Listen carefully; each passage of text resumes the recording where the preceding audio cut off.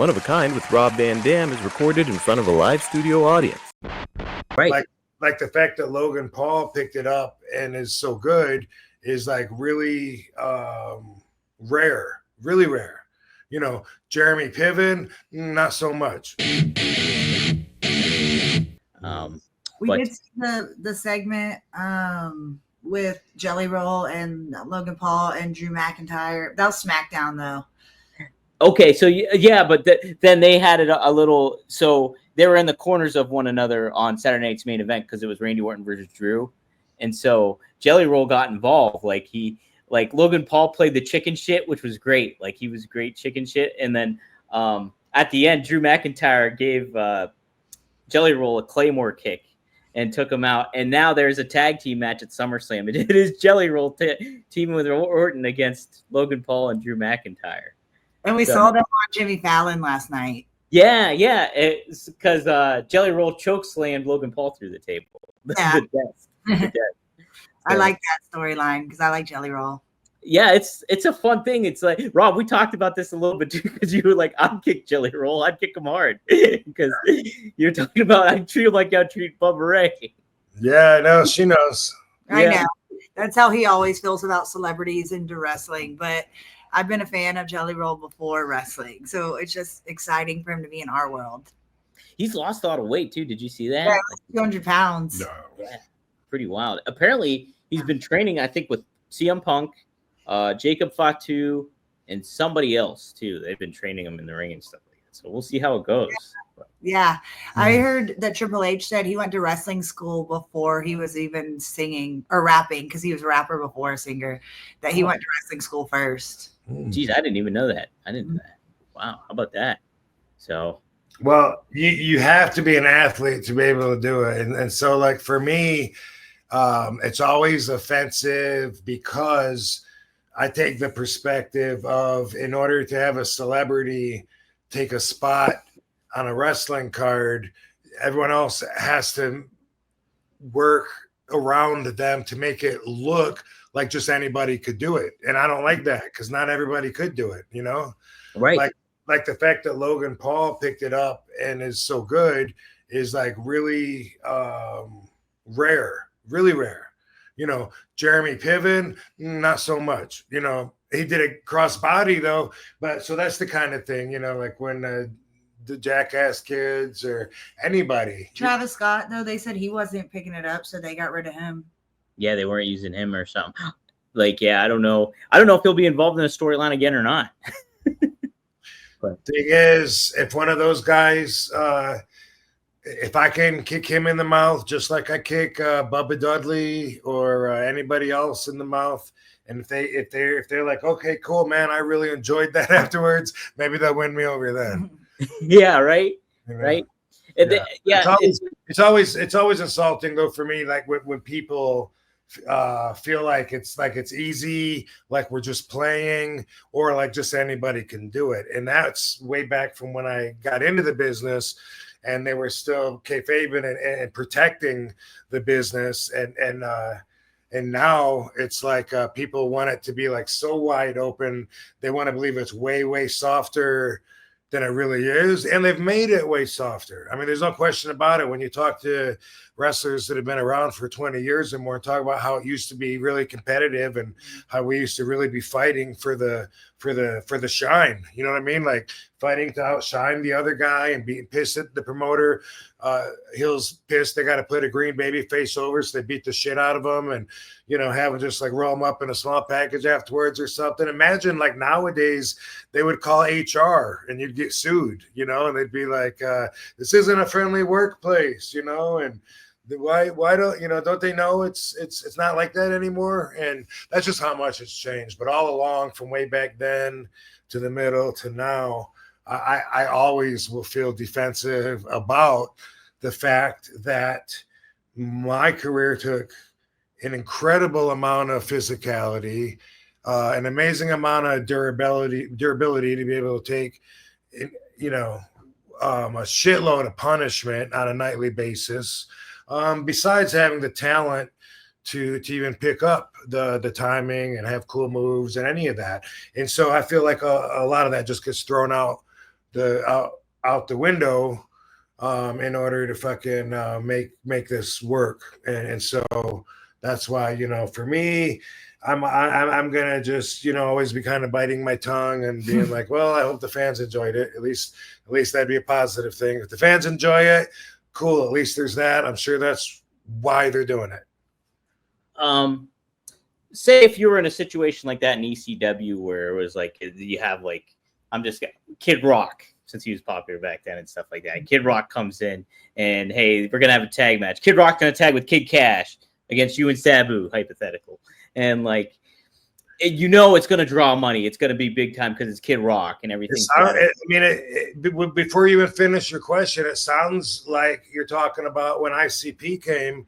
And they came to ECW, and me and Sabu beat the shit out of them. Yeah. We didn't take it easy on them at all, and I broke Joe Bruce's eardrum. He wrote about it in his book. It's a fact. Everyone knows that. I didn't go exceptionally hard on him, but I didn't hold back either. Okay, so you would definitely just. And they even had wrestling training, but we looked at them like they weren't us because they're not like us. Because the only matches they had were the ones that they booked themselves on their own shows, and at that time, with our egos and our competitive status in the business and our feelings about that, just all of that comes into play. All of that to where it's like I'm not gonna try to hurt those guys, no, but if they didn't respect what we're doing before, they're going to respect it afterwards. Yeah, 100%. Yeah. I think it's a good mindset to have overall. It's like it's the way we all used to be, and it's just how it's changed. And some of us are still around because, we've been wrestling for 30, 40 years. Right. Now we're fighting for your life in the ring and even backstage. The way people used to treat people like shit and rip them. Yeah. Mm-hmm. Like if you weren't over with the boys, your job would be so much harder from the stories I've heard. Imagine Jelly Roll going through the that we saw like on the Tough Enough show. Remember that? Where hit the ropes, drop down, leapfrog, hit the ropes, drop down, leapfrog. 20 of those. Now get up on the top rope and balance and do squats. I remember seeing those guys doing that, squatting. You remember that? Oh yeah, huh? Was like when I saw that, I was like, how many wrestlers can even do that are in the business? That's like they put when they were training, they put them through the hardest courses possible to prepare them for anything during their matches. So if they have a 15-minute athletic, really physical match, they might be all right because they trained for fucking 4 hours, getting their shit kicked out of them and doing an amazing work out till you puke and then work out again till you puke again kind of mentality. Do you think the celebrities are getting that kind of training? No, so they're not going to respect it as much. And why do I care except it's my life?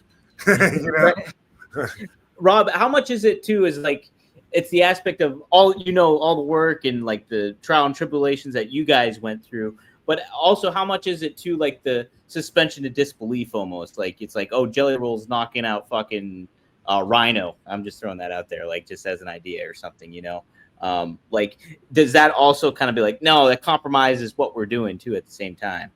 Of course. Mm-hmm. Yeah. Hey guys, whoa, change of scenery. Summertime's here, and it is a change of scenery. We got a lot going on, lots happening. The weather is finally nice. It's finally hit, and you're ready to hit the road. Maybe do something, take a little vacay. I've done a couple already, back to my hometown, and it's frustrating because you got to pack everything. You got to think you have this, and you forget that, and all that. And hey, Mando makes a lot of things easier and makes you a little bit more confident in what you're packing too, because you can smell good wherever you go. I went back to my Pennsylvania town of Ridgeway, Pennsylvania, and I had the Mando, the bourbon leather, and man, it's such a fresh, refreshing smell, and you just enjoy it.